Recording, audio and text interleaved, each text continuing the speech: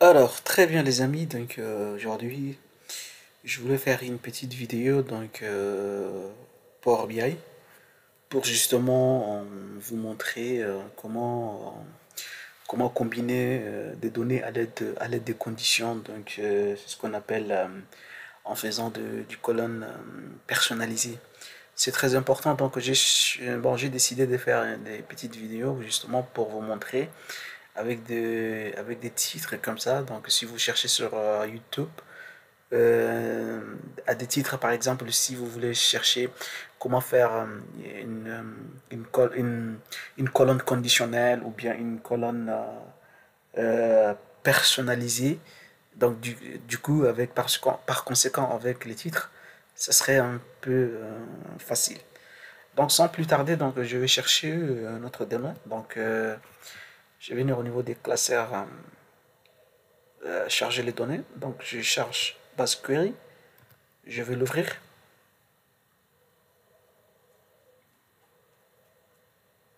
On entend un peu ce que ça va charger. Donc du coup, c'est très important. Donc j'ai choisi par exemple le département parce que j'ai travaillé sur un projet où il y a le département français, département de la ville de France, département région administrative, etc., etc.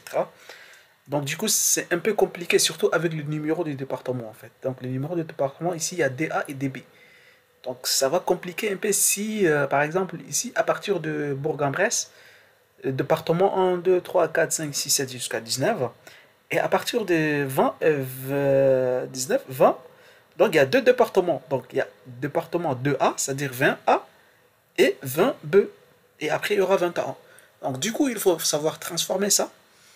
Ça serait un peu compliqué, donc il y a des conditions à appliquer en fait. Quand je faisais un projet à l'époque, ça m'a un peu compliqué. Donc, du coup, surtout pour faire les chargements au niveau des lettres L. Voilà, donc du coup, je vais transformer les données en ouvrant le port query ici. Alors, donc ici, vous voyez, donc il y a les villes, il y a les départements, il y a les numéros, et il y a les régions administratives. Donc, du coup, moi, ce que je veux, c'est que je vais transformer cela en de.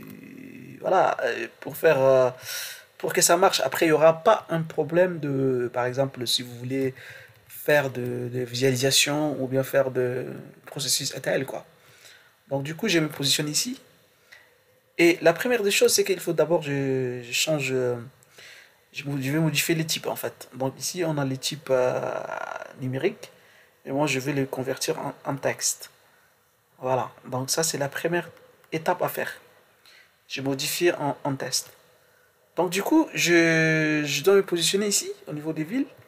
Et après, je vais faire au niveau des transformés et ajouter une colonne personnalisée. Donc, maintenant pour une colonne personnalisée, donc du coup, il faut que voilà, je vais chercher le département. Donc je clique département. Je vais dire département égal, alors le signe, ça c'est automatique. Département égal et je vais faire E. Après E, donc je vais faire un espace. Voilà. Attendez, deux points. Donc, je suis avec un clavier AZERTY, QWERTY, donc c'est un peu compliqué. Donc, attendez, je cherche tout ça. C'est un peu chiant. Donc, il faut que je cherche.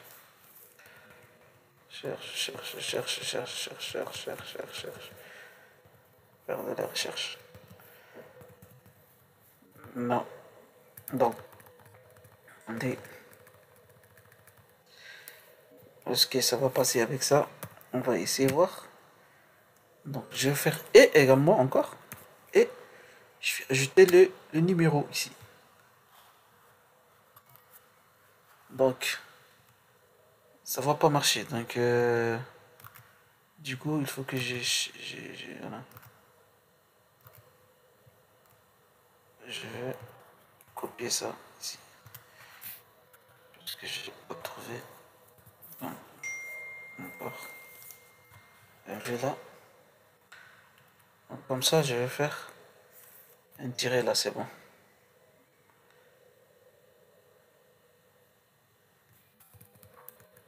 Et ici, numéro. Jeton off conduit. Pourquoi ça a un problème là? Ici.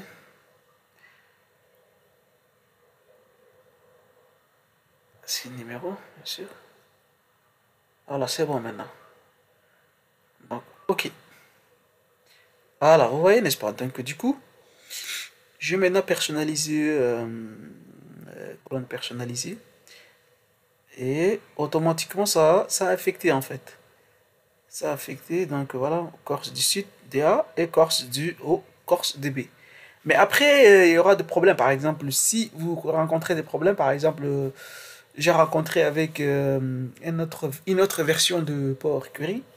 Et donc, du coup, il faut maintenant, par exemple, si vous rencontrez des problèmes et que ça cherche pas correctement, donc du coup, il faut maintenant euh, modifier au niveau d'ici, par exemple, au niveau des étapes appliquées. Donc, du coup, il faut la personnaliser, ajouter. Donc, il faut le déplacer en haut et les types de modifier en bas. Et après, il faut les cliquer, double-clic, et puis ça va marcher correctement.